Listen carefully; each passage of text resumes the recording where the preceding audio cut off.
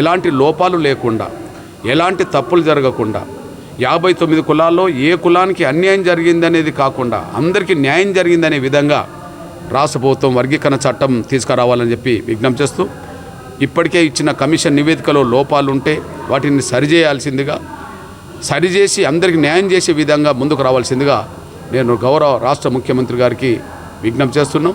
ఈ దిశగా ప్రభుత్వానికి గుర్తు చేయడానికే ఈ నెల 4వ తారీఖు నుంచి 10 వరకు అన్ని జిల్లా మండల కేంద్రాల్లో వారం రోజుల పాటు ప్రదర్శనలు అనేది కేవలం గుర్తు చేయడానికి మాత్రమే.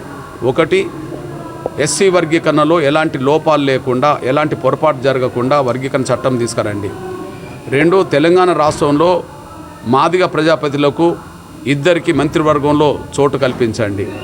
అదే సమయంలో ఎస్సీ వర్గీకరణ అనేది ఇంతకుముందు 4 గ్రూపులు ఉన్నాయి, అదేవిధంగా ఇప్పుడు 4 గ్రూపులు ABCD వర్గీకరణ చేయాలని చెప్పి మేము విజ్ఞప్తి చేస్తున్నాం.